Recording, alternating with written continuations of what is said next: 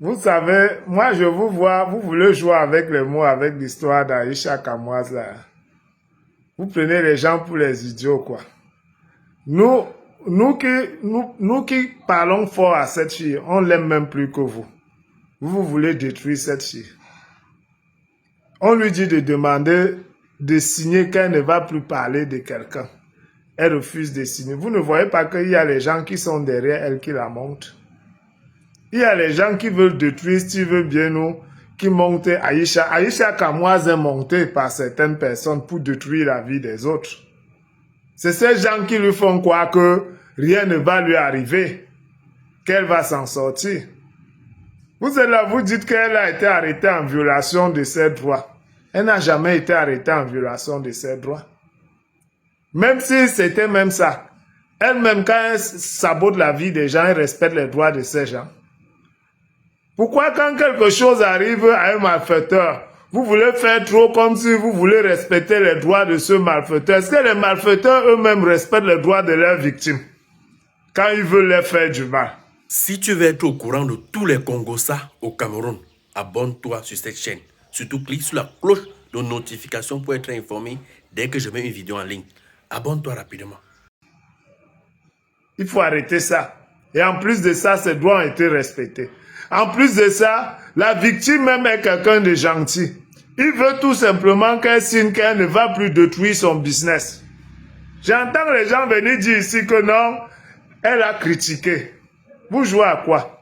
Est-ce que vous savez que c'est la critique qu'on appelle la diffamation? La critique devient la diffamation en fonction de là où tu parles, hein, tu critiques. C'est la critique qu'on appelle la diffamation. Laissez-moi vous expliquer ça. Si je viens dans ta boutique, je dis que mon frère, tes habits là ne sont pas de bonne qualité. Il faut changer ça. Je suis en train de te critiquer. C'est ça la critique. Encore même que ça dépend du ton de la voix. Si je commence à te dire ça avec une voix très grave, en étant fâché, on ne va même plus parler de critique. On va parler de jalousie. On va parler de beaucoup d'autres mots. Mais ces mêmes critiques que je te fais dans ta boutique, je peux, si je viens même, et que je commence même à te dire ça en te disant, mon frère, écoute, je vois, si tu pouvais acheter mieux ailleurs, les habits s'ils ne sont pas de bonne qualité, ça devient même encore les conseils. Parce que les conseils, la critique, la diffamation, tout ça c'est la même chose. Ça dépend de là où tu prononces ça.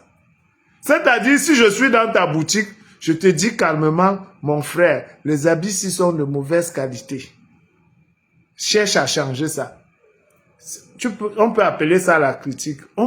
Toi-même, tu peux aussi appeler ça les conseils.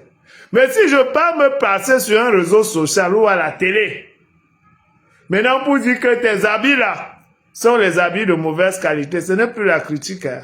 Ça a déjà changé en fonction de là où je parle. C'est déjà la diffamation. Parce que quand je t'ai dit ça en privé, il n'y avait que moi et toi. Je peux trouver que c'est mauvais, quelqu'un d'autre trouve que c'est bon. Mais si je pars déjà parler de ça à la télé ou dans un réseau social, même s'il y a quelqu'un d'autre qui pouvait venir trouver que c'est bon, je vais le décourager, ça devient la diffamation. Je ne sais pas si vous comprenez la nuance. Ce que vous appelez la critique, c'est ça qu'on appelle la diffamation. C'est en fonction de l'endroit où tu parles que ça peut être la critique ou la diffamation. Les mêmes mots que tu emploies dans une chambre peut être la critique. Tu emploies les mêmes mots à la télé, ça devient la diffamation. Ou dans un réseau social, ça devient la diffamation. Il faut que vous compreniez ça bien. Dites à cette fille d'aller demander les excuses et de signer. Elle ne veut pas signer parce que les gens qui veulent détruire, je vois, vous êtes en train de faire du réchauffé. Il y a des histoires qui se sont passées il y a 4 ans où certaines personnes ont voulu accuser Sylvain Biennou d'avoir tué. Il y a l'un de ses chauffeurs qui lui a volé, il a fui, il est en cavale au Gabon. Il est accusé d'avoir soi-disant tué son enfant parce qu'il voulait lui faire le chantage pour l'escroquer de l'argent. Ça n'a pas marché, vous revenez avec ça, c'est du réchauffé. À l'époque, on a débattu ça, même Jument ont été payés pour le calomnier. Ça n'a pas marché. Vous revenez encore avec ça. Il dit qu'il y a un soi-disant Ivoirien qui voulait être le directeur de Weinsberg et bien nous l'a mis en place. Donc un Ivoirien veut être le directeur de Weinsberg. Tu préfères que ce soit un Ivoirien ou que ce soit ton frère camerounais. Tu luttes pour les intérêts du Cameroun ou tu luttes pour les intérêts de la Côte d'Ivoire.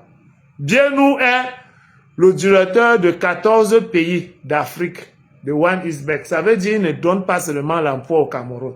Dans 14 pays d'Afrique, bien nous emploie les gens. C'est déjà une fierté pour nous les Camerounais. On ne peut pas jeter quelqu'un comme ça à la verdict populaire parce que il y a un moustique comme Aïcha Kamwas qui veut détruire son business et qui se fait passer maintenant pour une victime. Elle est dans une victimisation qui n'a pas de nom. Aïcha Kamwas est le bourreau. Mais maintenant, on essaie de la faire passer pour une victime. Parce que sur Facebook, si que vous voyez, les pauvres veulent détruire seulement ceux qui sont riches. Quand tu regardes une vidéo, il faut partager et mettre les likes. Toi qui regardes, n'oublie pas de liker et de commenter. Vraiment, si tu n'es pas encore abonné, fais-le. Riche et tu as un problème avec un pauvre. Tous les pauvres de Facebook vont tomber sur toi. Vont commencer à dire que oh, c'est à cause de son argent, ceci, cela, mais vous avez déjà vu un riche provoquer un pauvre? Vous avez déjà vu Steven Bienou parler de la vie d'Aïcha Kamwas? Est-ce qu'un riche s'intéresse à un pauvre? C'est le pauvre qui s'intéresse toujours à la vie du riche. C'est pour ça que je dis qu'on protège toujours les riches. Parce que c'est toujours eux les victimes. Est-ce que quelqu'un qui est milliardaire comme un Bienou a le temps de quelqu'un? C'est vous qui avez son temps. C'est pour ça que dans ma dernière vidéo, j'ai dit que même dans le football, dans un stade de football, les grands joueurs sont toujours protégés par l'arbitre.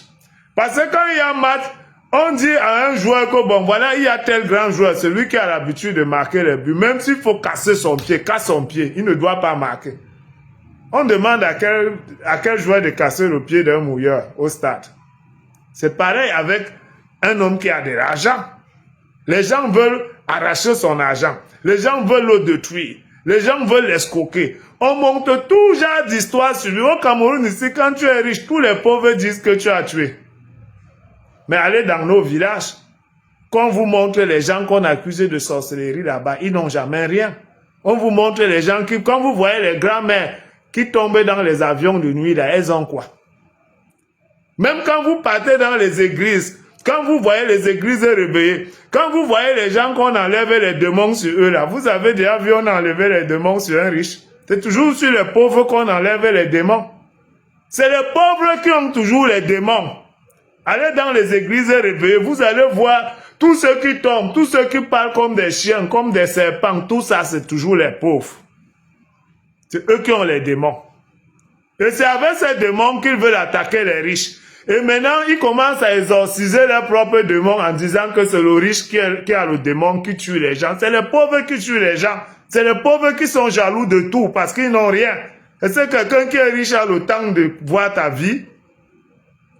C'est le pauvre. Quand tu manges même chez toi, ça lui fait mal. Quand Myriam Blanc fait une petite vidéo, qu'elle montre son cadre de vie, ça vous fait mal. Il faut qu'elle souffre comme elle était avant.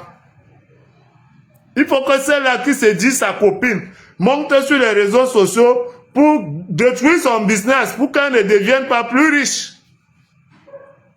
Et elle a détruit la vie de beaucoup de gens, cette fille. Beaucoup de gens. Maintenant que la justice l'a arrêtée, au lieu de... même c'est comme Dieu nous dit qu'il va la laisser là. Si c'est moi, je la laisse pas. Elle va que payer. Parce que ce n'est pas un concept ça. Ce qu'elle fait là. Moi, j'ai entendu ce qu'elle a dit de la femme d'André Onana. Mais j'étais sidéré. Ce petit-là, le cardio, j'étais sidéré.